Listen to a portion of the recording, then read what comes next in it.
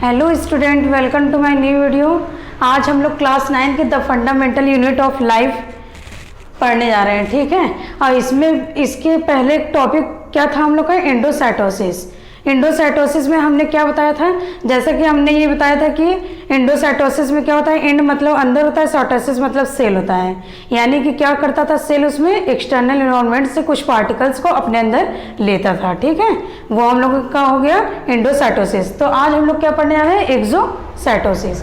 एक्सो मतलब क्या होता है, बाहर करना, ठीक है। साइटोसिस मतलब क्या होता है, सेल। यानी कि इन्वायरमेंट में जो एक्स्ट्रा पार्टिकल्स होते हैं, सेल के अंदर जो एक्स्ट्रा पार्टिकल्स होते हैं उसको क्या करता है इन्वायरमेंट में, वो बाहर करता है, ठीक है। इन्वायरमेंट में क्या करता है, वो अपने अंदर से बाहर करता है, निकालता है, ठीक। देखिए इसमें क्या लिखा है, movement of particles from cell to external environment. यानी कि ये क्या कर रहा है, अपने अंदर के पार्टिकल्स को, एक्स्ट्रा पार्टिकल्स को इन्वायरमेंट में क्या कर रहा है, ये दे रहा है या बाहर निकाल रहा है अपने अंदर से, ठीक है। अब नेक्स्ट क्या है, also known as cell vomiting और इफेजी और इमिसाइटोसिस, ठीक है। यानी कि इसको और क्या कह सकते हैं, एक्सोसाइटोसिस को और क्या कह सकते हैं, सेल वॉमिटिंग कह सकते हैं, ठीक, या फिर इफेजी कह सकते हैं, या तो इमिसाइटोसिस कह सकते हैं, ठीक है। वॉमिटिंग किस लिए कहते हैं, इफेजी इमिसाइटोसिस किस लिए कहते हैं, क्योंकि ये क्या करता है, इसके अंदर जैसे ओवरलोड हो जाता है, ठीक है, या तो बहुत ज़्यादा एक्स्ट्रा पार्टिकल्स आ जाते हैं इसके अंदर जो कि इसमें डाइजेस्ट नहीं हो पाता है, तो ये क्या करेगा, ये उगल देता है, मतलब कि उल्टी कर देता है। यानी कि इसको क्या करता है, अपने अंदर के पार्टिकल्स को, एक्स्ट्रा पार्टिकल्स को बाहर निकाल देता है, ठीक है ना। जैसे कि ह्यूमंस नहीं करते हैं कि कुछ एक्स्ट्रा खा लेते हैं, ज़्यादा ओवर हो जाता है स्टमक में, फूड ज़्यादा ओवर हो जाता है, तो वो क्या करते हैं, कुछ करते नहीं, उनको वॉमिटिंग होने लगती है ऑटोमेटिक ही। क्यों, क्योंकि वो ओवरलोड हो जाता है, जो कि स्टमक हमारा झेल नहीं पाता है, ठीक है ना। ठीक उसी प्रकार सेल क्या करता है, सेल के अंदर ओवर एक्स्ट्रा पार्टिकल्स हो जाते हैं, जो कि वो क्या करता है, वॉमिटिंग करने लगता है, ठीक है। अब देखिए नेक्स्ट क्या है, वॉमिटेड पार्टिकल्स आर। अब देखिए वॉमिटेड में ये पार्टिकल्स किसके, कौन कौन से पार्टिकल्स को ये बाहर निकालता है, ठीक है। देखिए क्या लिखा है, अनडाइजेस्टेड रेसिड्यूज फ्रॉम एंडोसाइटोसिस। यानी कि इसके अंदर जो एक्स्ट्रा पार्टिकल्स होते हैं जो कि डाइजेस्ट नहीं हो पाता है, उस रेसिड्यूज को ये क्या करता है, बाहर निकालता है, ठीक है। उस रेसिड्यूज को क्या करेगा, ये बाहर निकालेगा। एंडोसाइटोसिस में क्या होता है, बाहर की चीजों को अंदर लेता है, और एक्सोसाइटोसिस में क्या हो रहा है कि ये हमेशा बाहर निकालने का काम करेगा। एंडोसाइटोसिस में क्या था, रिक्वायरमेंट को ये अंदर लेता था, और एक्सोसाइटोसिस में क्या था, जो कि इसके लिए रिक्वायरमेंट नहीं है उसको ये क्या कर रहा है, बाहर निकालने का काम कर रहा है, ठीक। अब क्या है इसमें, एंजाइम्स एंड हार्मोन्स। यानी कि एक्स्ट्रा वो इन्वायरमेंट में जो एक्सटर्नल इन्वायरमेंट था उसको अगर हार्मोन्स और एंजाइम्स की रिक्वायरमेंट होती है तो ये सेल क्या करता है, प्रोड्यूस करता है, प्रोवाइड करता है, उसको देता है, ठीक है। उसको क्या करता है, एक्सटर्नल इन्वायरमेंट को एंजाइम और हार्मोन्स को सेल्स देता है, ठीक।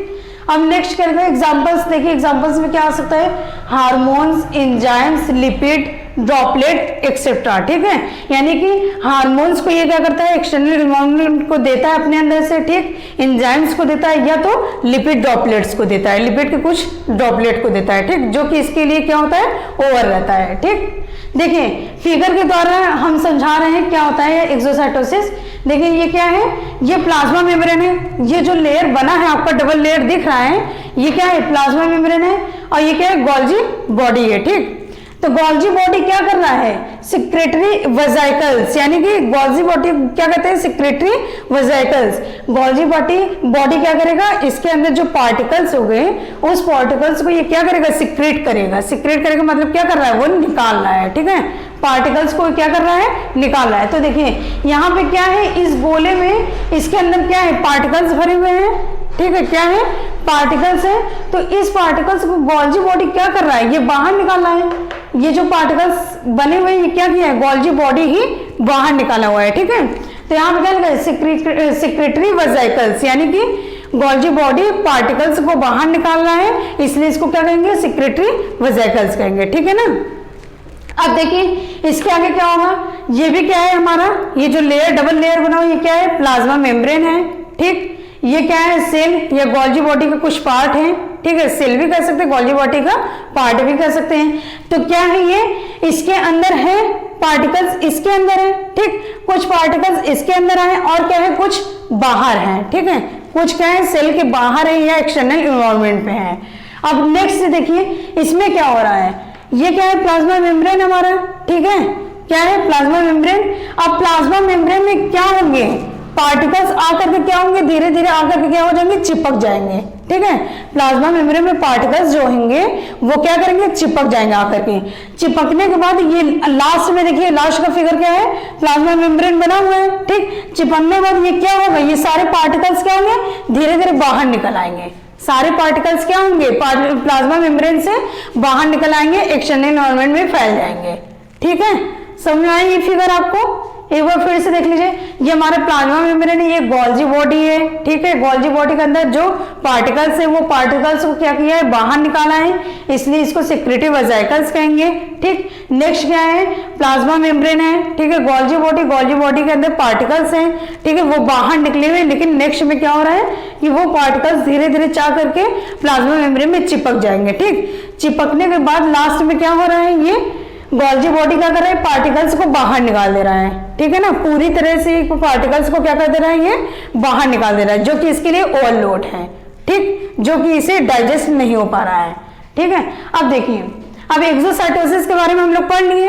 अब नेक्स्ट टॉपिक क्या है हम लोग का, difference between endocytosis and exocytosis, ठीक। देखिए एंडोसाइटोसिस और एक्सोसाइटोसिस। एंडोसाइटोसिस का पहला पॉइंट देखिए क्या है, helps in intake of substance from the external environment, यानी कि ये हेल्प करता है, मदद करता है, ठीक है, इनटेक करने में सब्सटेंसेस को एक्सटर्नल एनवायरनमेंट से, यानी कि एक्सटर्नल एनवायरनमेंट में जो पार्टिकल्स होते हैं या जो सब्सटेंसेस होते हैं उसको सेल के अंदर इनटेक करने में वो क्या करता है, मदद करता है, ठीक।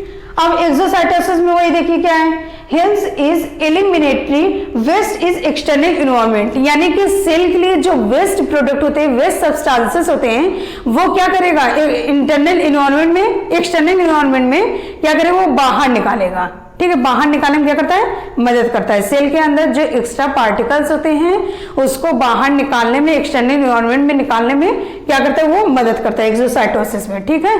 अब देखिए एंडोसाइटोसिस का नेक्स्ट पॉइंट देखिए, A vesicle is formed around our foreign substances, यानी कि जो हमारे फॉरेन सब्सटेंसेस होते हैं उसके अराउंड, उसके चारों तरफ क्या होते हैं, वेसिकल्स होते हैं, ठीक है।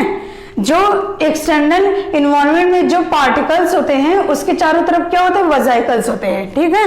समझ में आया। अब नेक्स्ट देखिए एक्सोसाइटोसिस का next point, fused with in plasma membrane. Fused, यहाँ पे क्या हो रहा है, हमारा फ्यूज्ड हो रहा है, ठीक है। प्लाज्मा मेम्ब्रेन क्या हो रहा है, फ्यूज्ड हो रहा है, यानी कि प्लाज्मा मेम्ब्रेन में जो वेस्ट प्रोडक्ट होंगे, जो पार्टिकल्स होंगे, वो आकर के क्या हो जाएंगे, चिपक जाएंगे, ठीक है। वही चीज के बारे में यहाँ लिखा है, fused with in plasma membrane, यानी कि प्लाज्मा मेम्ब्रेन में एक्स्ट्रा पार्टिकल्स, वेस्ट पार्टिकल्स आकर के चिपक जाएंगे, ठीक। अब देखिए एंडोसाइटोसिस के ये थर्ड पॉइंट है, ठीक है। देखिए क्या है, लाइक फेगोसोम्स, यानी कि ये एंडोसाइटोसिस जो होता है वो फेगोसोम्स की तरह दिखता है, जो कि झिल्ली का बना होता है, ठीक है। एंडोसाइटोसिस जो होता है वो फेगोसोम्स की तरह दिखता है। फेगोसोम्स हमारा किससे बना होता है, एक झिल्ली का बना होता है, ठीक। अब नेक्स्ट देखिए एक्सोसाइटोसिस का थर्ड पॉइंट, सिक्रेटरी वेसिकल्स। यहां हम बताए थे एक्सोसाइटोसिस क्या है हमारा, सिक्रेटरी वेसिकल्स है। सिक्रेटरी वेसिकल्स क्यों है, क्यों इसे कहा गया सिक्रेटरी वेसिकल्स, क्योंकि ये एक्स्ट्रा पार्टिकल्स को क्या कर रहा है, एक्सटर्नल एनवायरनमेंट में दे रहा है, एक्स्ट्रा पार्टिकल्स को बाहर निकालना है एक्सटर्नल एनवायरनमेंट में, ठीक है। अब देखिए एंडोसाइटोसिस का next point, example engulfing bacteria. जैसे क्या हो सकता है, इंगल्फिंग बैक्टीरिया, यानी कि सेल क्या करता है, बैक्टीरिया को इंगल्फ करता है, खाता है, इंटेक करता है, ठीक है। अब देखिए एक्सोसाइटोसिस का last point, releasing hormones outside the cells, यानी कि ये हार्मोन्स को क्या करता है, बाहर निकालता है, ठीक है। सेल्स जो होता है वो अपने अंदर से हार्मोन्स को क्या करेगा, आउट करेगा, बाहर निकालेगा, ठीक है ना। यहाँ पे हम लोग का ये क्या हुआ, ये चैप्टर समाप्त हुआ, ठीक है स्टूडेंट। नोट डाउन कर लीजिए।